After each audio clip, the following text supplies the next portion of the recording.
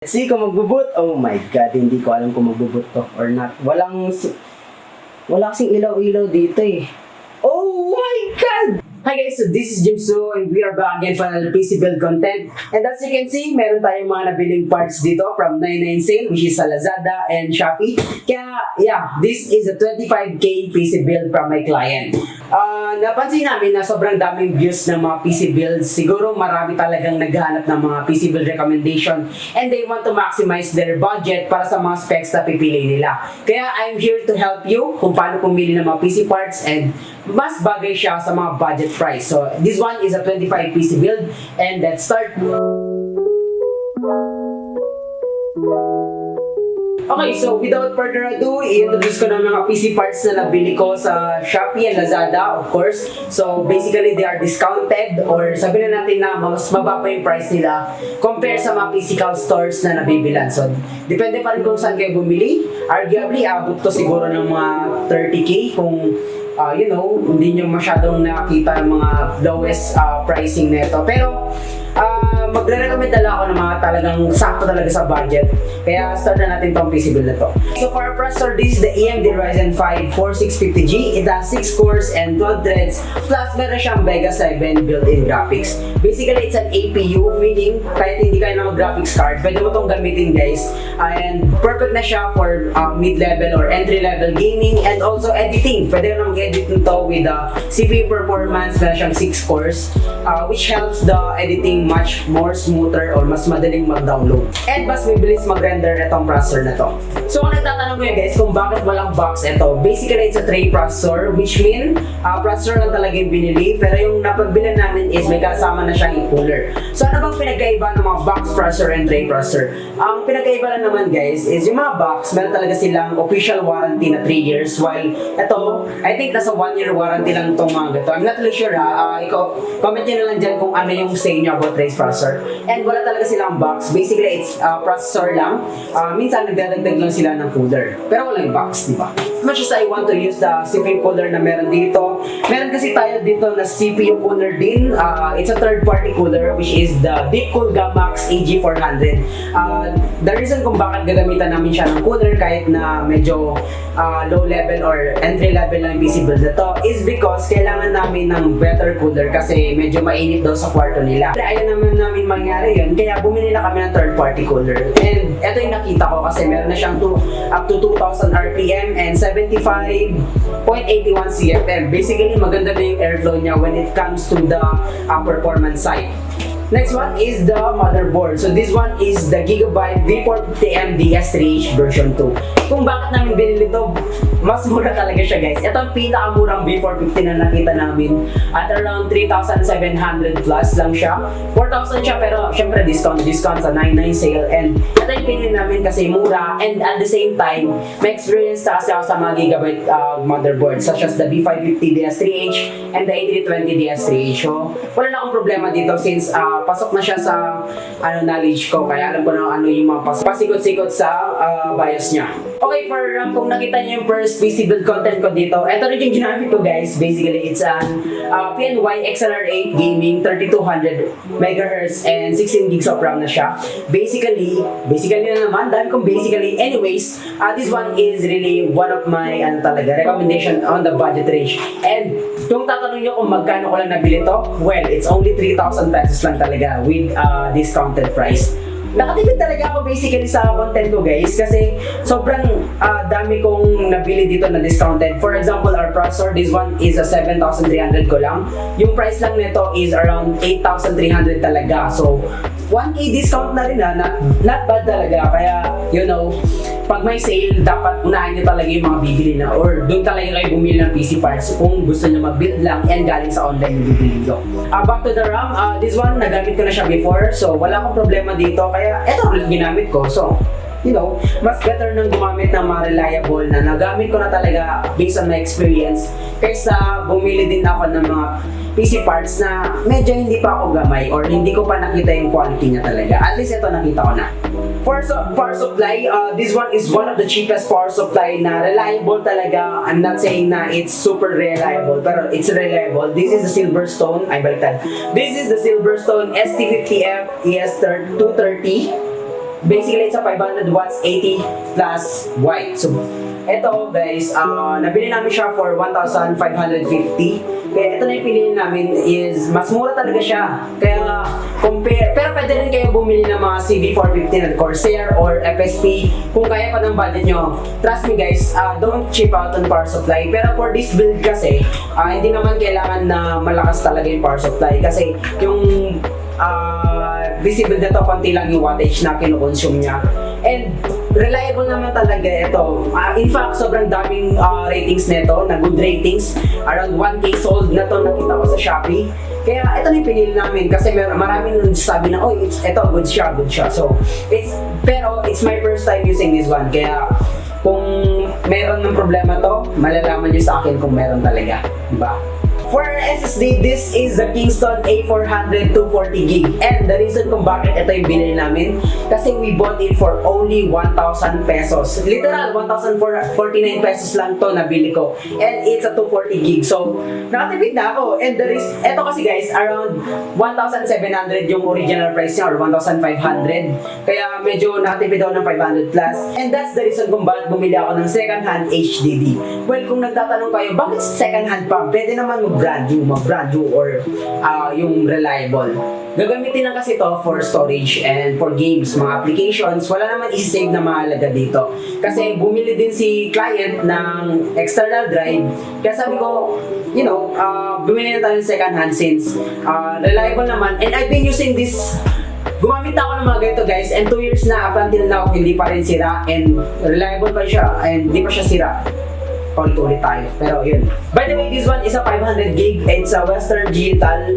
And nakita nyo naman na medyo meron na siyang punit-punit dito. Pero goods pa naman siguro yan. And let's see na lang kung mabibuild na. Okay, next one. Dito kami hindi nagtipid talaga guys. Kasi I think maganda kasi talaga to. And na-discover ko tong MSI Forge M100R. So it's an MSI Forge M100R.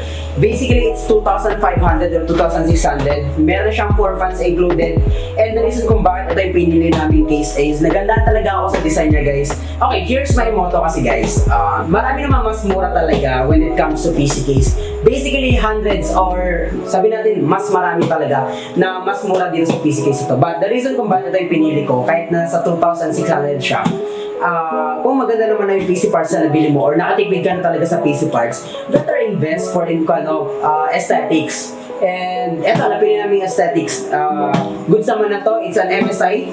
Kaya makikita mo niya talaga kung gaano ka-reliable ang MSI when it comes to PC parts. This chassis is an METX case, so perfect na perfect siya sa METX na motherboard natin. To complete my 25K PC build, meron tayo ditong monitor which is the T-Gears to 24 inches. It's an IPS panel, pero hindi ko siya masyado recommended guys. The reason why is it's only 60Hz. So, kahit gaano kataas tong FPS na makuha nyo dito sa mga PC build na to, pag 60Hz lang talaga yung monitor mo, wala din sa gaming. Hindi mo rin masusulit yung mga high refresh rate or high FPS games such as Valorant, CSGO, Warzone. Kasi kailangan mo talaga ng magandang FPS dun guys.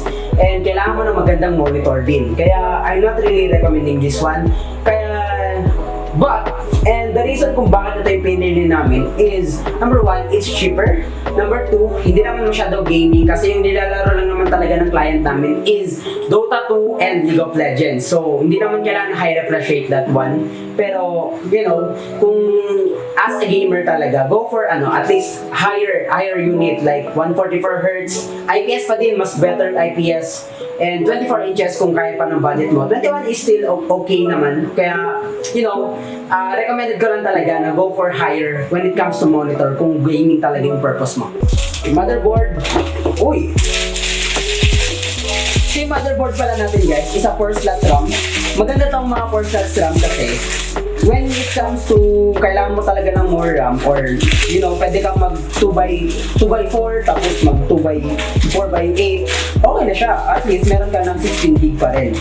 So kung gusto mo talaga ng mga mas better na upgrade path na motherboard, go for 4-slot RAM. So, and this is the motherboard. So as you can see, maayos naman siya, tignan. Meron siyang dalawang PCI slot, meron siyang mga SATA cables, and okay naman yung BRM kanya dito parang heatsink niya dito sa BRMs niya. So wala kang problema masyado dito. Maganda rin naman, reliable din naman ang Gigabyte when it comes to motherboard. So yan, open na natin yan. PC building kasi guys, make sure na i-ground mo muna yung sarili mo para at least hindi masisira or madadama yung mga PC parts dito. Kasi sensitive din kasi ito sa electricity guys kaya ingat na lang. And one more advice, you need a screwdriver. Kahit anong screwdriver, basta compatible siya sa mga screws dito, kailangan yung gawin yan. So yan, kunin natin to and kunin natin. Ayun, grabe hirap naman pala na ito. Tatanggalin muna natin tong bracket niya guys for CPU cooler. Next, lagyan na natin tong ano natin. It's a AMD Ryzen 5 4650G and lagyan na natin yung processor natin dito. Okay, hindi to tutorial pero tuturo ko lang sa inyo para hindi kayo mahirapan. Always, ilapat niyo yung gold arrow dito sa gold arrow din sa motherboard. Arrow din sa motherboard. Kasi, kung hindi nyo nalapat ng guys, hindi yan papasok. Diba? Kaya ingat-ingat lang din, okay? At saka guys, huwag nyo ginaganon, yung parang chinecheck nyo kung na-open na. Kahit sa side lang, huwag nyo dito. Use ko po, pag nakakita talaga ako ng nagaganon, parang natatakot talaga ako kung gagana ba yan or not. Next, ilalagay na natin kaagad yung CPU cooler. And the reason kung bakit ilalagay na natin as soon as possible is because pag nilagay mo pa doon banda mismo sa PC case na, mahihirapan ka talaga. So, this one, ilalagay natin siya kaagad. Kung gusto niyo tutorial about building a PC, make sure na panoorin yung first video namin kasi hindi talaga ito tutorial. It's a parang vlog lang siya na ilalagay ko lang yung mga PC parts and itatry natin. So, yun lang naman, Pero, kung may matutunan kayo dito, feel free to watch this video naman syempre. Ayan, gawin natin. Para kasing I really love how deepful talaga when it comes to CPU cooler. Napaka-trendy nila kung ano yung parang feel nilang uso about CPU cooler. Talagang nila, and tingnan nyo naman, sobrang ganda nitong fan na to guys. Itong CPU cooler na to. Tingnan mo, meron siya parang dito, parang box. Ganda yan actually. Then meron siyang crate. Naka-engrave yung niya, yung Deepcool logo niya. Wow! Sana all when. Sana all when. So yun, talagay muna natin yung bracket niya guys.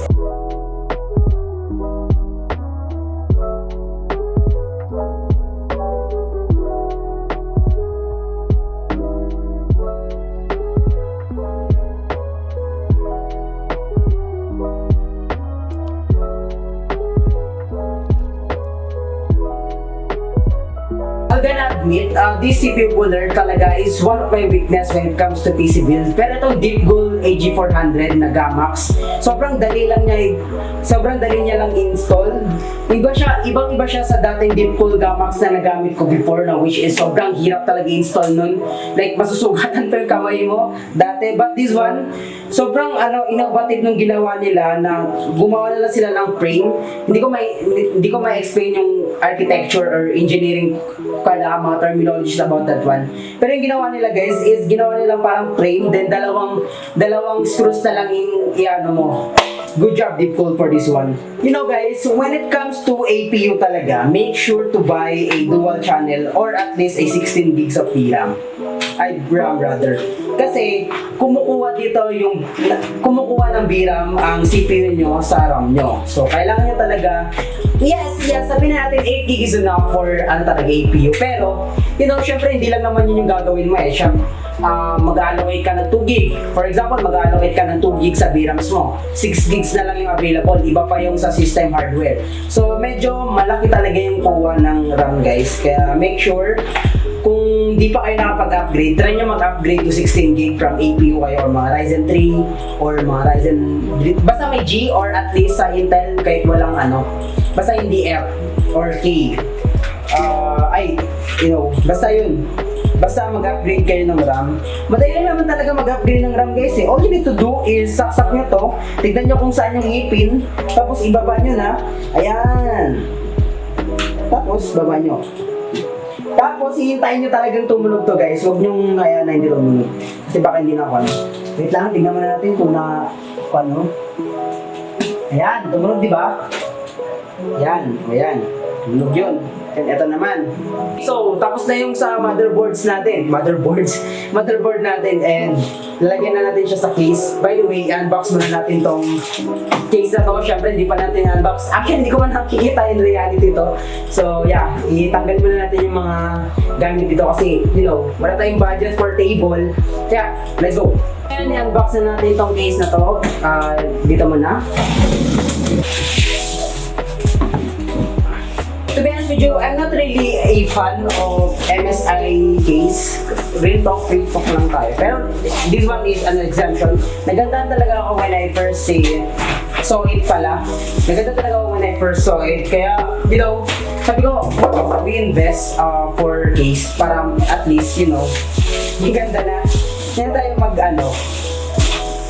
pumayag naman yung client. Kaya, ganda niya guys. The thing I like about this Forge M100R is sobrang compact niya, and that's the thing I love when it comes to M80X, especially for small desk spaces. Hindi nyo naman kailangan na sobrang laking case for an M80X build.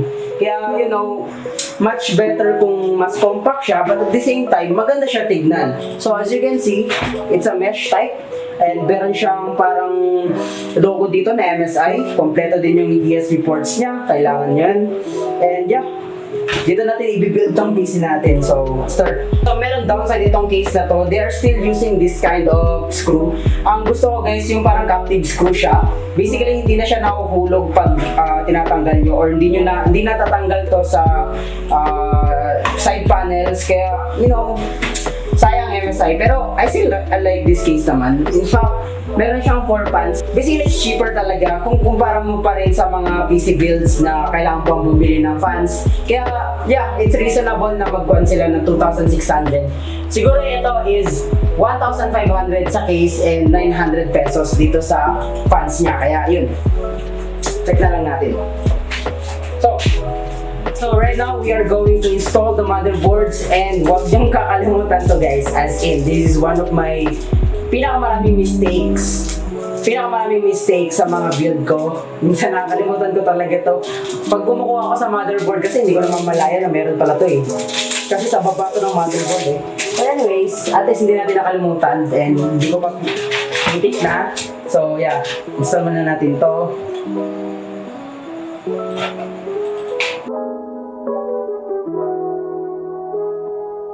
Tapos na natin nalagay, and this time ilalagay na natin yung ating power supply. So this one is a Silverstone 500 watts. It's an 80 plus white. So meron kasi certification pa guys. And one more thing kasi guys, I really recommend to go for bronze. Okay, kuha kayo ng at least bronze. Meron naman mga mura like Corsair CV450, okay na yun. FSP 500 watts, okay na yun. Silverstone, kung meron silang 80 plus bronze, okay yun. Basta anything na 80 plus bronze for as long as it's trusted. Brand talaga. Ang pinaka-recommended ko is si Sonic, Corsair, FSP, EVGA, Super Flower, and many more. Cooler Master, name it. Kung meron kayong mga suggestion for power supply, name it dito sa comment section. But this one is a Silverstone. It's only 80 plus white. Pero since hindi naman ganun kataas yung energy consumption na itong PC build na to, play safe na lang siguro ako na okay lang. But, recommended ko pa rin mag 80 plus bronze. It's a ketchup and mustard power supply. Basically, I'm not really recommending this kind of, Silverstone. Kahit mura ka, you need to have at least black cables na please. Actually, it's nice, considering na eto lang yung Ketchup and mustard, pag titignan mo dito guys, it's like a gigabyte power supply. Nakita niyo ba yung gigabyte power supply? Ganito yung design nila on the budget range. Kaya yeah, it's actually nice na mabigat siya. It's a sign na maganda yung kung mabigat yung power supply guys, it's a sign na maganda yung power supply. Well, technically not, pero you get the point guys. Pag magaan, generic yun. Pag mabigat, trust. It's either a maganda talaga yung paggagawa niya or at least branded. Ganun. So, lagay na natin ito guys.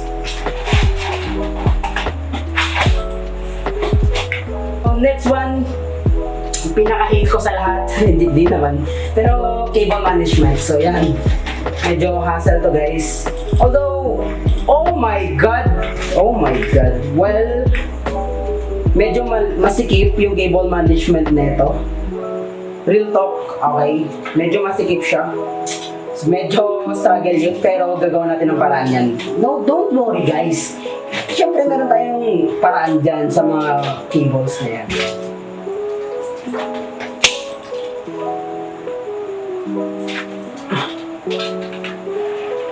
So this is what I like about this case. As you can see, connected na siya oh. Hindi na siya hiwalay-hiwalay, which is one of the struggle siguro kung sa cable management.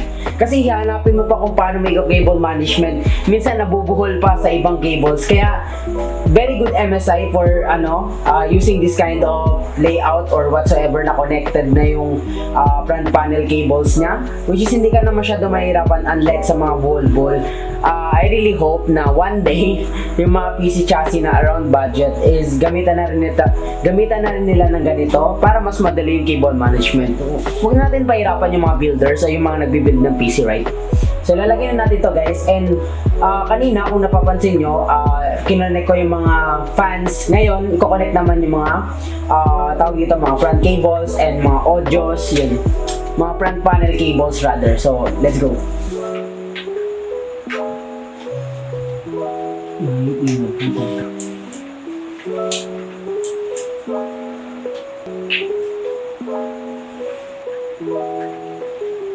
So next one, we are going to unbox this Kingston A400. It's a 240GB SSD. Basically, it's for storage natin and at the same time boot drive na din. Well, I hope hindi masira to kasi nahulog ko. Sana hindi makita ni Kuya. Well, anyways, hindi naman masira to kasi SSD are known for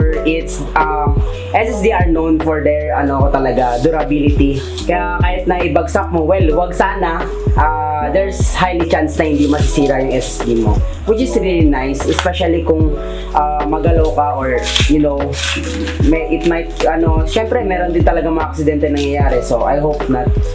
Pero yun, it's one of the kung gusto mo talagang durability when it comes to storage or boot drive, go for SSD. So this one is the Kingston. Well, Kingston are really legit guys. Ang problema lang talaga is marami kasing mga replica or mga class A na mga ganitong binibenta. Especially yung mga mura. Kaya, well, legit naman yung store na nabilan ko kasi nabilan ko na siya dati and gumagana. I hope sinasabi ba natin? I hope na hindi to class A, but sana hindi talaga. So, lalagay muna natin siya dito guys. So, ikakabit na rin natin tong HDD and SSD dito sa bracket nila para hindi na tayo mahihirapan sa cable management. Let's go!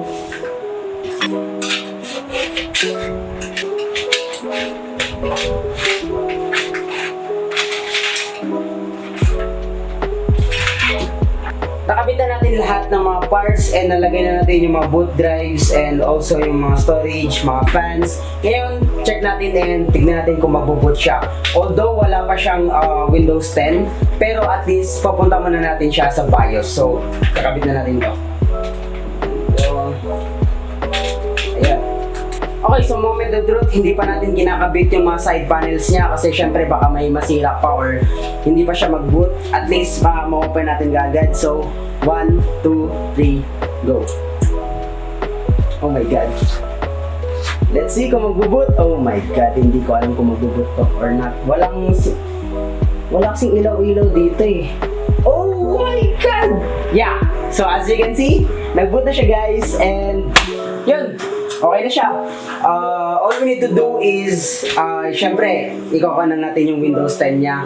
Or Windows 11, pero Windows 10 lang yung mas preferred ko. So, off na natin siya. Let's go.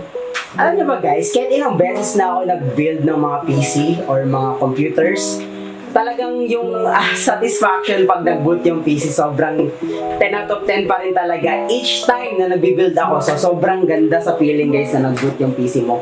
Kasi syempre, masakit pag hindi nag-boot, pero masarap sa feeling pag nag-boot talaga. So guys, so nandito tayo sa Gigabyte BIOS niya and titignan natin kung nare-read ba lahat ng mga in-install natin dito such as SSD, HDD, processor, yun, kailangan natin malaman kung nare-read ba. As you can see dito, nare-read tong SanDisk partition which is itong flash drive, the WDC. Ito yung HDD natin, then the Kingston SA400, which is the SSD natin. Then check natin kung nare-read ba yung nare-read nga. Siyempre, save na natin, then install natin ng Windows 10, of course. Dito tayo sa Windows setup, and Windows 10 lang yung install natin dito para syempre I've been using Windows 11 and it sucks, pero sa akin lang naman yun.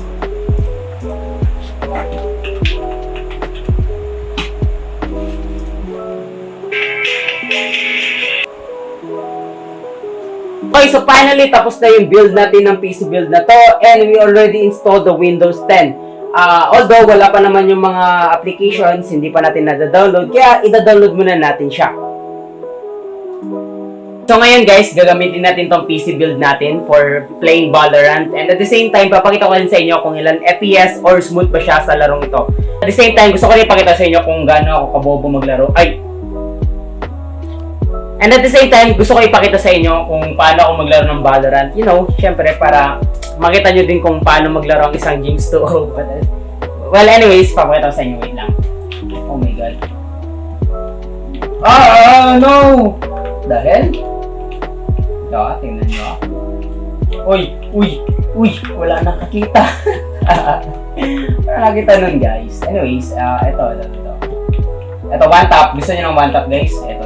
Papakita ko sa inyo. Wala yun. Anyways, tara, let's go.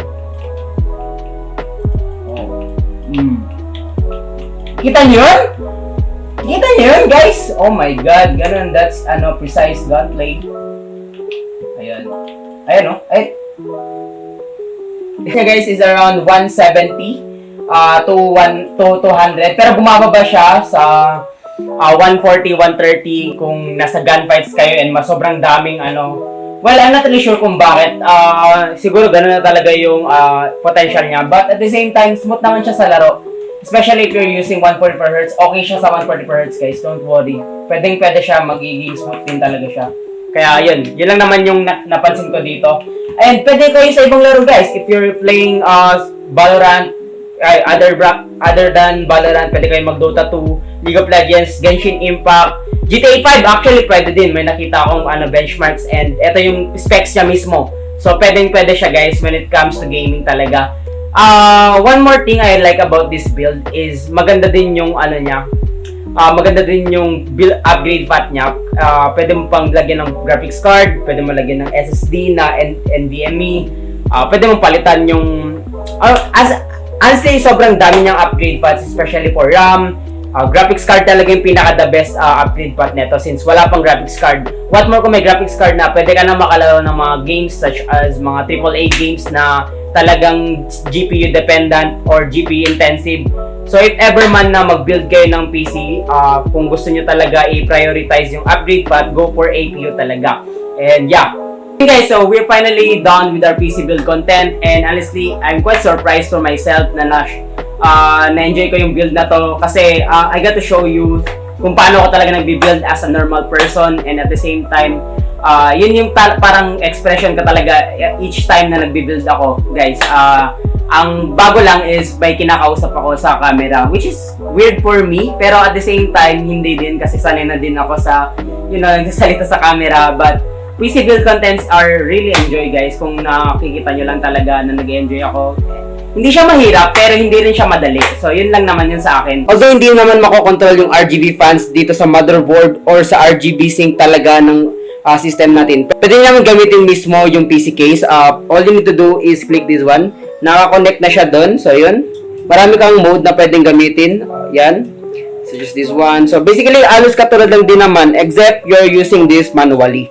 One more thing I really like about this case is the cutouts to the power supply. Kung gusto niya talaga mag-flex ng power supply, pwede yan. So, by the way, hindi ko nasabi itong monitor natin. It's a 6Hz lang kasi kaya hindi ko masyadong recommended. Kaya magre-recommend na lang ako ng at least 75Hz or 144Hz. Marami naman naglalabasan talaga ng mga murang 144Hz and also mga 75Hz na 5 to 6K lang meron na. But syempre, choose wisely, guys. Hindi lahat nan maganda yung quality. Hindi lahat niyan magtatagal. So, kung bibili kayo ng budget, make sure na alam niyo sa sarili niyo na willing kayo i-take yung risk na masisira siya agad. wag nyong expect na pag bumili kayo ng 5 to 6K na monitor, expect nyo na magtatagal. Yes, okay lang kasi pera nyo yun, but at the same time, think wisely guys. Kung gusto nyo talaga ng mga magagandang quality, better invest for more. Marami naman mga brands na magaganda like Asus, AOC, ViewSonic, marami talaga guys. Maraming brands talaga na tumatak na sa quality nila, kaya yun na lang yung piliin nyo. Okay, so for the total amount of this PC build, lahat na guys, including the monitor and this PC build or system build, around 25K. Actually, it's 24K lang sana kasi nakamura na kami. But at the same time, nagdagdag na lang kami ng CPU cooler para mas better yung cooling performance niya. With 32 degrees, idle temp, sobrang satisfied na ako dun guys. Especially if you're playing sobra sa mga ambience na may init such as this dito sa Isabela. Mainit talaga dito guys, especially summer. Sobrang init dito. So, I do really recommend buy a CPU cooler kung gusto nyo talaga ng medyo malamig and iwasan nyo yung CPU throttle or yung heat throttle ng performance. Kasi guys, pag nag-throttle yung CPU nyo, arguably bababa yung FPS nyo or mag-FPS drop talaga siya. Final na, and thank you so much guys for watching my videos. Sana continue pa rin i-support ako. Kung gusto nyo pa ng maraming PC build, go ahead, comment nyo lang dyan kung anong PC build yung gusto nyo, and at the same time hanapan ko ng paraan, hanapan ko ng client para ma-build yung gusto nyo, para mabigay ko sa inyo yung mga recommendations ko kung gusto nyo mag-build. And at the same time, pwede nyo rin gawin to as source or gusto nyo i-compare lang yung pricing ng mga nabili ko kung bibili din kayo, especially kung syempre hindi pa kayo marunong. Marami kasing hindi pa masyadong marunong guys, especially mga PC builders na beginner. Porket umiilaw lang, sobrang gusto na nila and hindi nila tinitignan yung specs kung maganda ba. Kung sabihin lang ng seller dun, ay yan, pwede yan pang laro, go, may ilaw Ayan, pwede yan pang editing, ilaw Kaya please be research well kung gusto niyo talaga makuha yung full performance ng PC nyo, at the same time pasok sa budget nyo. So yun lang naman yun. Okay, so last, please subscribe to my channel kung gusto nyo pa ng maraming content, and thank you so much everyone. God bless. Peace.